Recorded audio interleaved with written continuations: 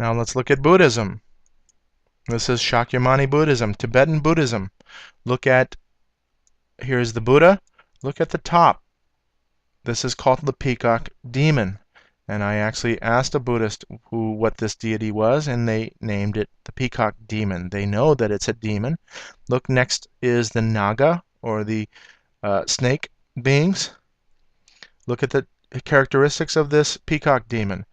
Red, female breasts, so androgynous, and I even confirmed this with a Buddhist monk. That is an androgynous being. Bird's head, bird's feet. Look at the similarities between the characteristics of the Baphomet. Instead, here we have goat's head, angelic being with wings, and we have female breasts and male phallus. We don't have the male part here, though, but legs of a goat. So same characteristics, both east and west. Here's a depiction of Michael the archangel slaying Satan, and then you have now a bird characteristics again. So looks like bird characteristics, but in this case looks like bat wings, but could be bird wings. But same characteristics. Look at even the breast as well.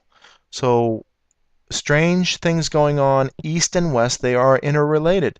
So this particular being here, this is called the Garuda. You see the Garuda here with female breasts as well, and Garuda Indonesia Airlines.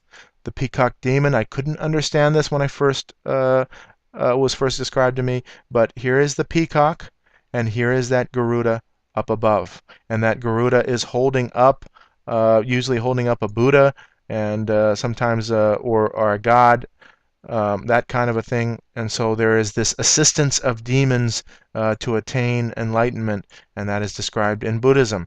And so the Yezid, I can't remember, but there's a tribe. If you look up peacock angel or peacock demon, you get some Yezid tribe, and then you have you can see this image. This image looks very similar to the NBC peacock as well logo. So you look at now Hinduism. Buddha was a Hindu, and therefore Buddhism has the same thing that Hinduism has. And you see all these serpents that represent wisdom. Of course, that is the lie, and the Garden of Eden, and that story in Genesis. You can read all about it. That the serpent now is, for the Luciferians, is the savior of man. And look at the adoration of that serpent. These are all dragons in this Buddha description. Very elaborate idols, sculptures going on. Here's the Naga themselves, and you can see now the snakes behind. This is very reminiscent of perhaps Medusa as well. Look at the fiery serpents, brazen serpents, and the description of these. Interesting. There are biblical descriptions of these as well. Look at the that god, this one we saw in the first plate, in the whole part 1, and riding the dragon. And who is the dragon? The Satan and the devil. So Buddha hanging out with the dragon, and the reverence of this, and the idolization of this. Dragons. Now here we have the phoenix and the dragon paired. And this is a pretty key image. The phoenix representing the female aspect, and earth. The dragon representing the heavenly aspect, or male. And so we have this pearl. There is a description of a pearl in the Bible likened to heaven, the kingdom of heaven. So we have an occult description of this with the phoenix and the dragon, and you're going to see some strange things with regard to the pairing of these. I did want to come back to Joseph Campbell and tell you that I remember that Pawns and Kings is about a wizard. It's a fiction story about a wizard who becomes a master of his craft. So there's peculiar things going on with witchcraft and these myths. In addition to that, Joseph Campbell is actually, his mentor was Carl Jung, and Carl Jung is known to be a mystic. And the lineage also of Carl Jung is Freud and Nietzsche. And so you have the psychology, no God, all of this. There is a purpose behind all of this.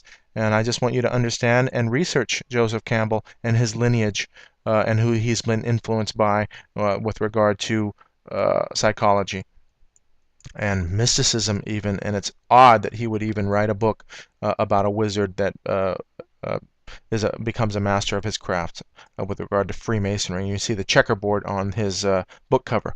So moving along with the Ouroboros, cockatrice, snake and serpent biting the tail, and you have all of this occult imagery. This is alchemy and various astrology signs. Here's the cockatrice, half snake, half bird.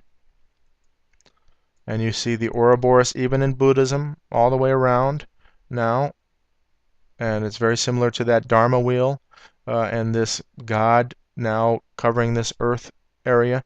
Here's the serpent intertwining the tree of life in Kabbalah. This is the 10 Sephiroth of the Kabbalah, and you can see the serpent around that. Look at the Buddhist symbol, yin and yang, on tarot card. And so that does not originate in Buddhism. It is an ancient symbol representing this duality, darkness being in light and light being in darkness. The Bible is clear that there is no darkness in God. God is light, and there is no darkness in him. Here's the papacy, or the priestess, and then you see the checkerboard pattern. Look at the yin and yang on the book itself. Even the crescent moon up there. This is the Prairie de Sion family crest. Moving on to Buddhism as well. Look at the repetitious prayer. This is in Hinduism, chanting. Chanting is invoking. And so here's Angelina Jolie with an invoking chanting prayer. And this is, or meditation. And these invoke demons. So look at now the Dalai Lama here. This is just a painting of him. He's got the eye up above. And so, yeah, they can depict him and show him either way, but he is a friend of Rome, and therefore look at the Roman hand of power, sign of the benediction. He says he's not a bad demon, and he puts horns up above. Again, in another section, putting horns up above. Check it out. Some Chinese officials have described me as a demon. I could be a demon with the horns, but I'm not a bad demon. So they do have descriptions of white witches, dark witches, good demons, bad demons, said the Dalai Lama while addressing a program on Mother Teresa in Kolkata. So look, he's describing it. In Buddhism, they have deities and they even have demons and describe them as demons. So we are oblivious to religion as a whole, and I want you to understand Buddha was a Hindu. Hinduism is many gods. Buddha simply cut out a lot of gods. Zen Buddhism is really the culmination into really atheism and the worship of nature, and what the characteristics of nature are, peace and balance and all of these things that are Zen Buddhism.